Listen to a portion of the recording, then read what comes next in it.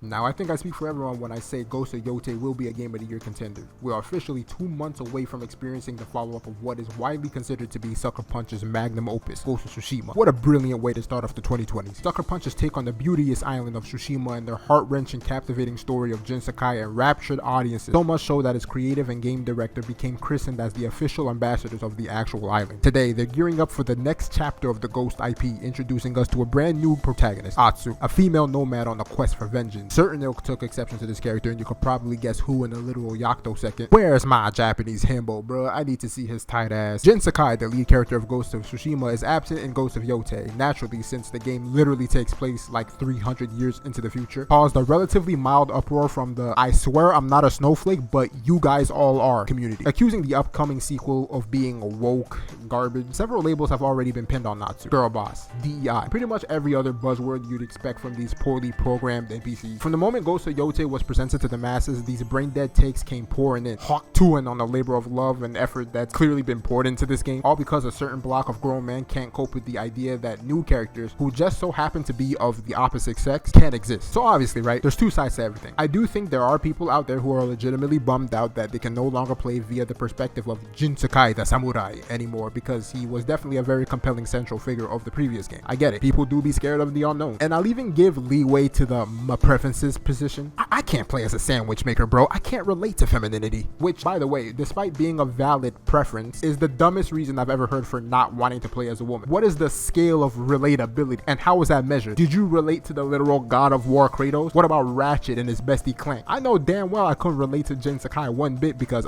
let's see, he's a fucking samurai. The only relation I have with this nigga is the fact we both have slinkies between our legs. Imagine depriving yourself of a potentially life-changing experience because you're the opposite gender to the character you're playing as. That's pathetic.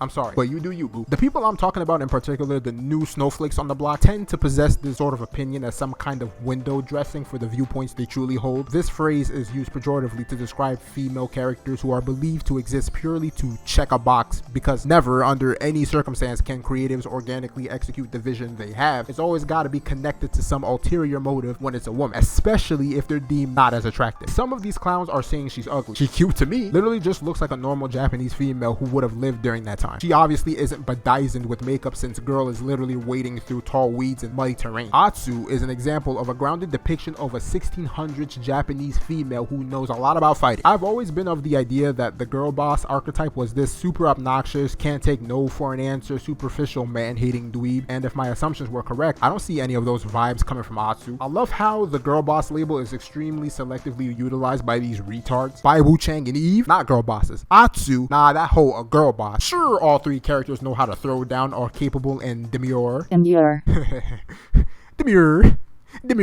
But Atsu, I don't know, man. I can't picture myself titty fucking her. It's always some shifting of goalposts. Funny how the conversation around Ghost of Yotei within these garbage sub-communities have all been hijacked by the very same thing these people want to run away from. Allegedly, the actress who plays Atsu in Ghost of Yotei, Erika Ishii, has become the target of losers, let's just say that, who desperately want to generate the narrative that she's ruining the game and bogging it down with her presence, only due to her crime of being a boilerplate progressive lefty. The most knee-slapping thing about all of this is that the majority of people aren't even aware of her opinions nor her role in the game. All normal people see is blue-eyed samurai, let's go! These people really think every modern game ever doesn't have people on deck that hold the same exact opinions as she does. Nobody is playing the game for her opinions, bro.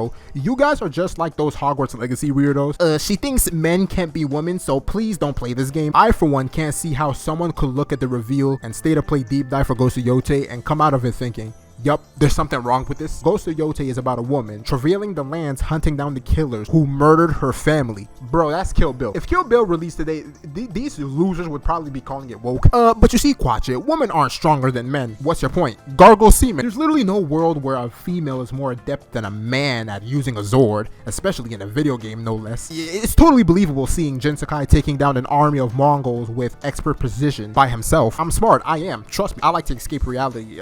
Video game, bad. Woman, or something. I'm discontent by the creative decision to make this girl boss the central figure of the sequel, so I'll make stuff up in my head just so I could find more things wrong with the game overall, so I could justify my own cognitive dissonance and dislike for this character. They don't really critically think about anything, it's all emotion. Anyways, to end on a lighter note, Ghost of Yotei is a day one, and it's shaping up to be a great step up from the sequel. The teasing of overhauls to fundamental open world design, brand new weapons to unsheath against the villainous foe, lo-fi beats to ride horses to, composed by Shinichiro Watanabe. They're cooking, and I couldn't be more happier with how Ghost of Yotei is turning out, but I'd like to hear how you guys think. Positive or negative, say it down in the comments below. Let us foster a dialogue, but don't be a dumb bitch.